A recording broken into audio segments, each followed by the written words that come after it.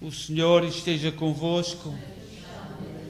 Evangelho de nosso Senhor Jesus Cristo, segundo São Mateus. Naquele tempo aproximou-se Jesus um jovem que lhe perguntou: Mestre, que hei de fazer de bom para ter a vida eterna? Jesus respondeu-lhe: Por que me interrogas sobre o que é bom? Bom é um só. Mas se queres entrar na vida, guarda os mandamentos. Ele perguntou: Que mandamentos? Jesus respondeu-lhe: Não matarás, não cometerás adultério, não furtarás, não levantarás falso testemunho, honra pai e mãe, ama o teu próximo como a ti mesmo. Disse-lhe o jovem: Tudo isso eu tenho guardado. Que me falta ainda? Jesus respondeu-lhe: Se queres ser perfeito, vende o que tens, dá-o aos pobres e terás um tesouro nos céus. Depois vem e segue-me. Ao ouvir estas palavras, o jovem retirou-se entristecido, porque tinha muitos bens. Palavra da salvação. Glória a vós, Senhor.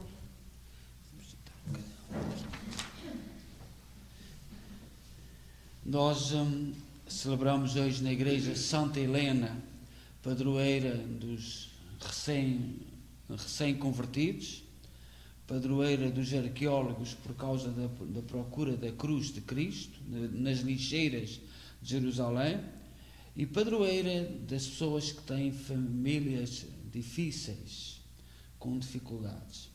Santa Helena era a mãe do imperador Constantino, o primeiro imperador a ter este nome, e é celebrada na igreja no dia 18 de agosto.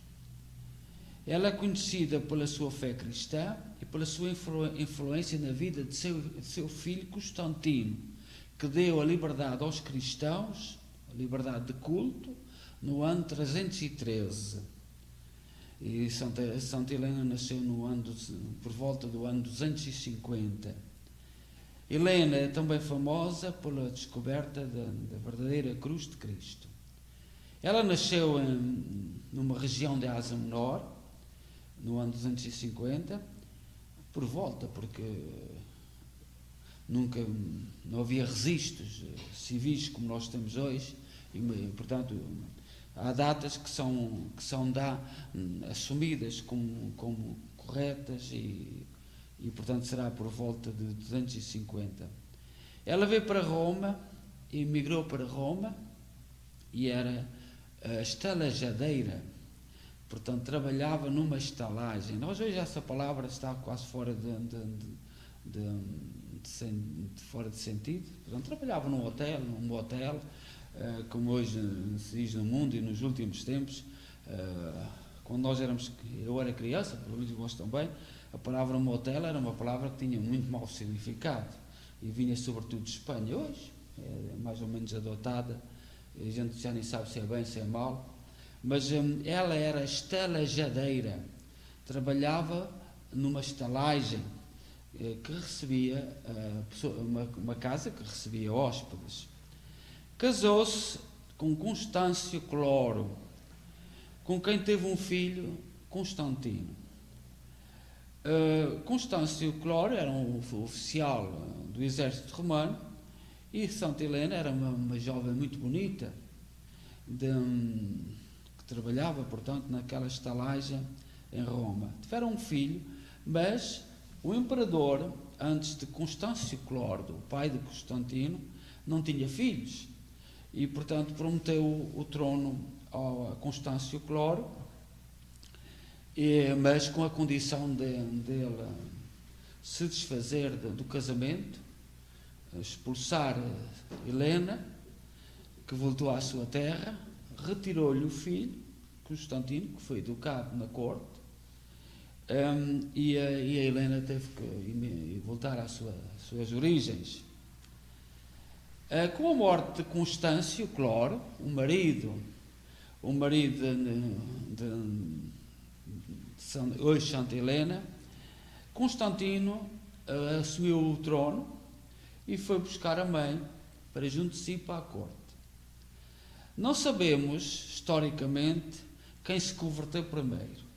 Há uns historiadores que dizem que foi Constantino, há outros que dizem que foi Santa Helena que se converteu primeiro. O que sabemos é quem influenciou quem, se foi o filho que converteu a mãe, se foi a mãe que converteu o filho. O importante é que eles se encontraram a fé.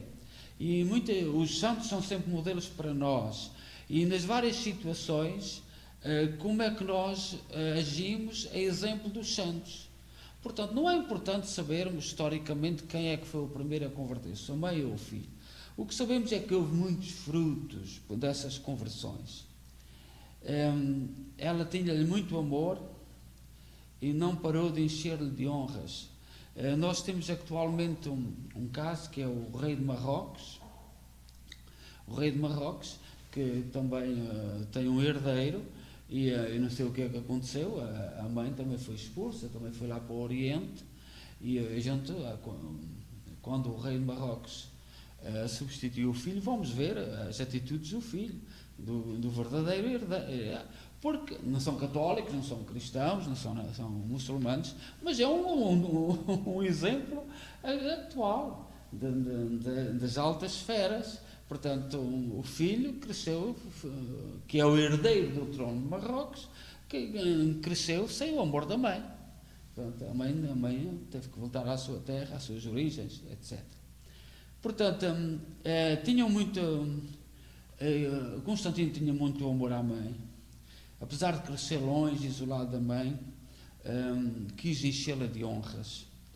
E as primeiras medidas do novo imperador foi a questão da mãe. Resolver a questão da mãe, trazê-la para junto de si. E a conversão dele, portanto, a conversão de Santa Helena sabe-se hoje que foi na vida adulta, e por isso é que não sabe quem é que converteu quem.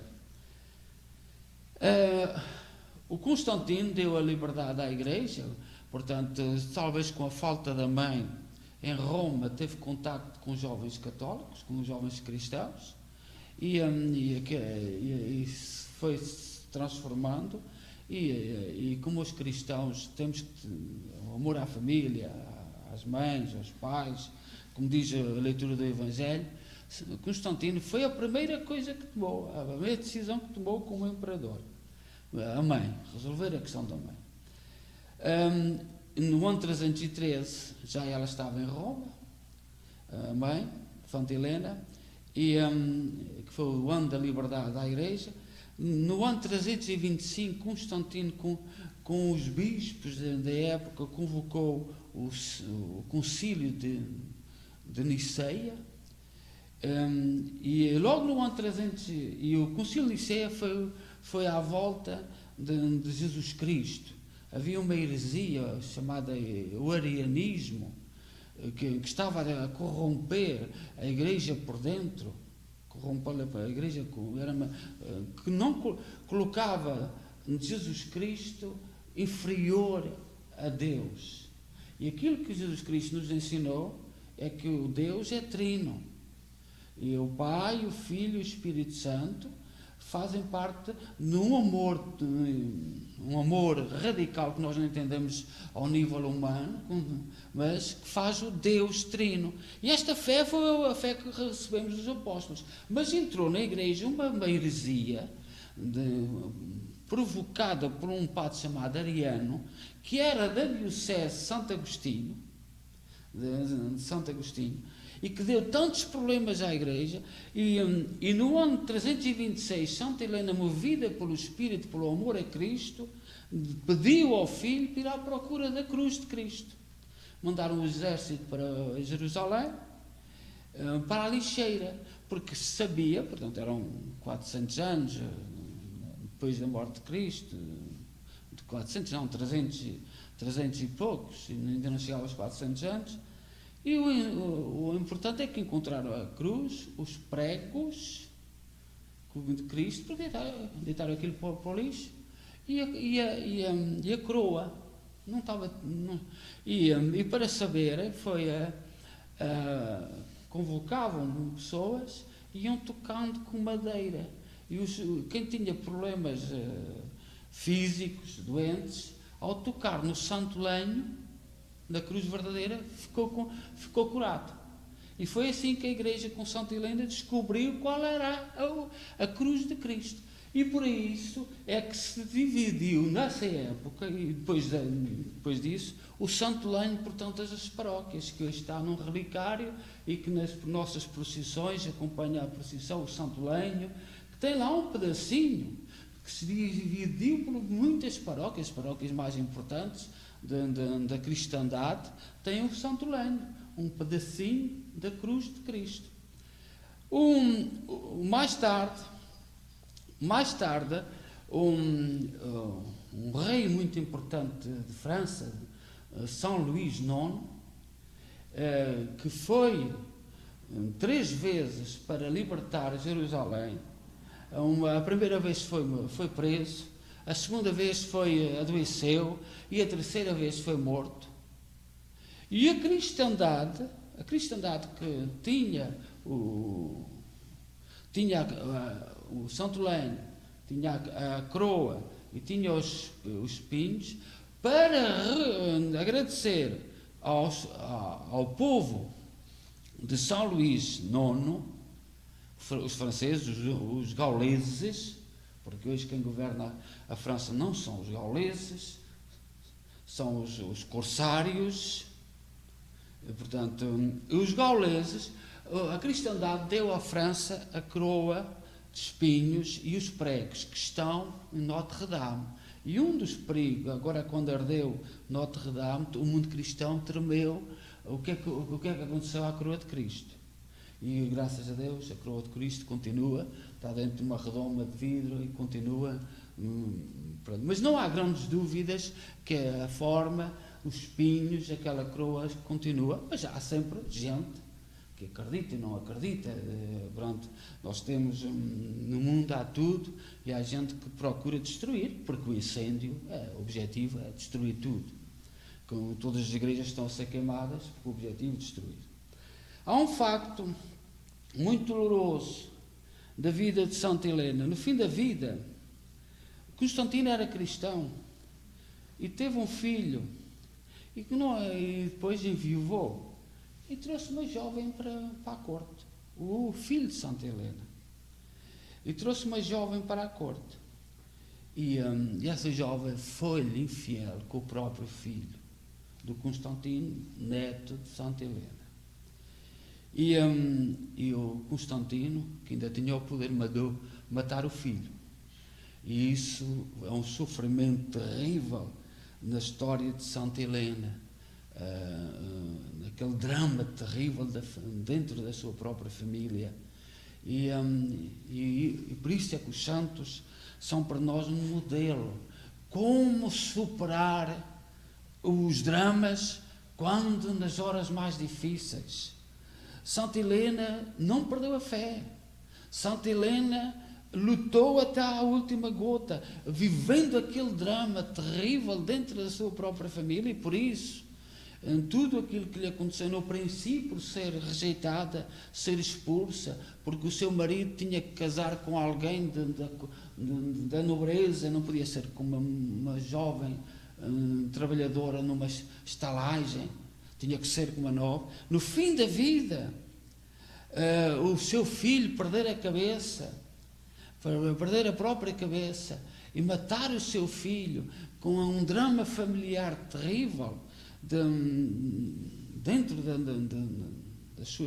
das paredes da sua casa, tudo isto nos dá força para olhar com Santa Helena com muito amor e carinho, e ter força. Não é entrarmos no caminho do mal. Santa Helena manteve-se firme e continuou a ser o garante de um exemplo terrível. Quantas famílias ao longo da história não se inspiram na força desta mulher extraordinária? A Santa Helena é lembrada na história da Igreja pela sua fé, pela sua humildade, pela sua generosidade, pela dedicação dos pobres, o amor à família, a sua influência constante no imperador que era seu filho.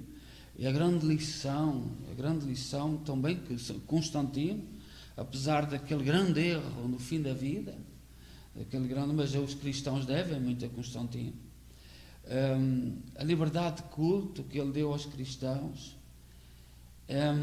Santa Helena, é venerada tanto na Igreja Católica como na Igreja Ortodoxa e em todas as 21 igrejas católicas do Oriente. A Igreja Católica não é só, portanto, o Papa, Pedro é o Pedro, mas há 21 igrejas que têm ritos, formas de celebrar a Eucaristia diferente, mas todas unidas ao Papa. Todas estas igrejas aceitam Santa Helena como mestra, como um exemplo, como uma inspiração para a nossa vida. O seu sarcófago, o seu túmulo, está nos museus do Vaticano, e tem representada por batalhas e leões na sua própria vida. Mas